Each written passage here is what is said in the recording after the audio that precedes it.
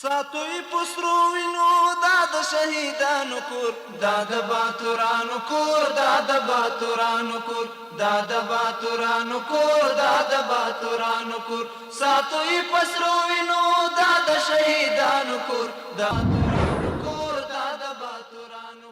Good evening. Today is Saturday, February 1, 2025. I'm Suleiman Talash and you're watching RTA News. Maulavi Ataullah Umari, the Minister of Agriculture, Irrigation and Livestock, met with a number of businessmen, investors and farmers from across the country. In this meeting, businessmen and investors shared their demands and opinions with the Minister and expressed their hope that they would be addressed. Maulavi Ataullah Umari, the Minister of Agriculture, Irrigation and Livestock, listened to the demands and opinions of the participants and recommended solutions to the relevant authorities. Sheikh Muhammad Khalid Hanafi, the Minister of Propagation of Virtue, Prevention of Vice and Hearing Complaints, says that today the time has come to work in remote and rural areas so that their people can access to necessary facilities. He adds that the officials should consider this matter as their priority and properly convey the objectives of the Islamic Emirate to the people. Let's see more in this report. The Ministry of Propagation of Virtue, Prevention of Vice and Hearing Complaints has recommended to the officials of the Islamic Emirate that the areas that have not been worked on in the past 20 years should be given priority and given the necessary facilities. We should start our work from the place where it has been deprived of development for the past 20 years. Let's build dams for them, provide them with electricity, and aware them of the purpose of the Islamic system. Mr. Hanafi also emphasizes that all officials should focus on their responsibilities and, in addition to serving the people properly, convey the goals of the Islamic system to the people. There is a pit in the pits of destruction, torment, and hell, which is for the ones who are neglecting and failing in their duty and taking a false salary. So you are responsible. You are servants. You should serve for the satisfaction of these people. Previously, the leader of the Islamic Emirate had asked the officials to open their doors to the people and address their problems promptly. A meeting was held at the Ministry of Urban Development and Housing under the chairmanship of Sheikh Hamdullah Nomani, Minister of Urban Development and Housing, with the participation of officials from the Ministry of Information and Culture, the General Directorate of the National Olympics, the Operations Directorate, and the Kabul municipality. The meeting was held based on the implementation of the decree of Amir al-Mu'minin Hafazahullah and the decision of the Cabinet, in which the development and implementation of systematic plan for determining the fate of the property of the Huzuri Chaman area in its use were discussed. They decided a plan should be developed that takes into account the excellence, historical value, cultural value, income value, worship, and other public benefits of the Huzuri Chaman.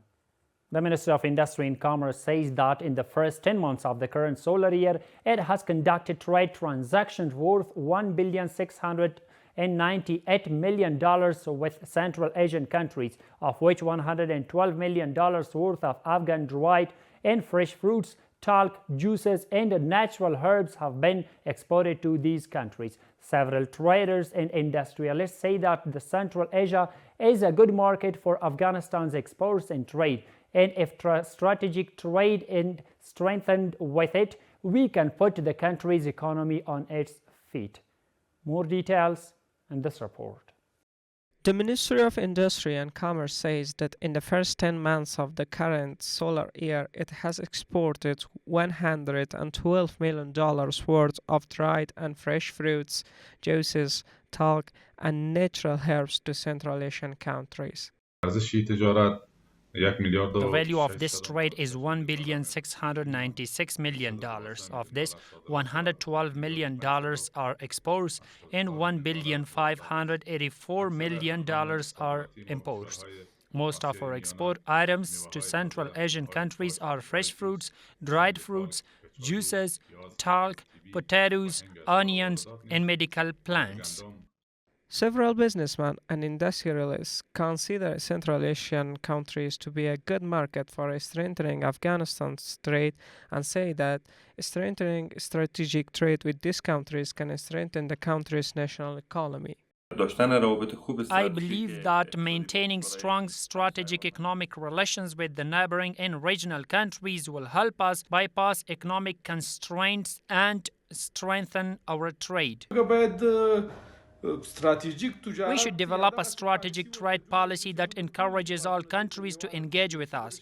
Some may accept certain terms, while others may not. This trade strategy should be flexible enough for us to adapt to each country based on their opportunities, circumstances, trade conditions, and our reciprocal trade relations. This comes at a time when the Ministry of Industry and Commerce announced trade transactions worth $124 million with Russia during the current solar year. 91 Afghan citizens have been released from Pakistani prisons and returned to the country. The Minister of Refugees and Repatriation says that these individuals spent between 2 and 27 days in detention because they did not have legal residence documents. The anti-narcotics forces have arrested 4 individuals in different areas of Mehtarlam city in connection with purchasing and selling narcotics. Officials say that 31 grams of hashish, 12 grams of drug tablets, a smartphone, and a certain amount of money were also seized from the arrested people, which will be officially handed over to the judicial organs after initial investigations. It's worth mentioning that the mentioned department has previously arrested several people on charges of selling various narcotics and handed them over to the judicial departments. Security officials in Nimruz province say that 47 drug addicts have been collected and transferred to the province's 1,000-bed hospital for treatment. Maulavi Faiz Muhammad Faizani, head of the province's anti-narcotics department, said that the purpose of these efforts is to treat addicts and improve urban order. It's worth mentioning that the residents of Zaranj city have welcomed this move and called for the continuation of such steps in the field of cleanliness and security in the city.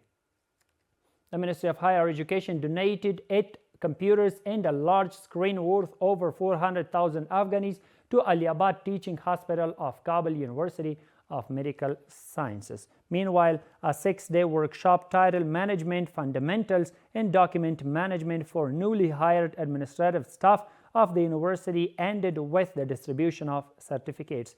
According to another report, a cooperation agreement was signed between Nangarhar University and Imam Qutayba Institute of Health Sciences.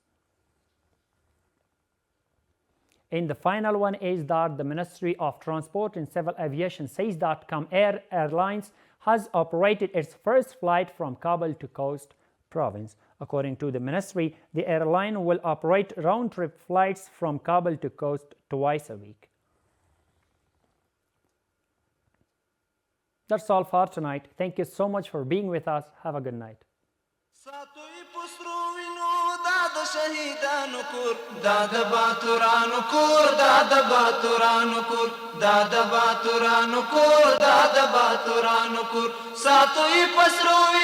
da shahidan kur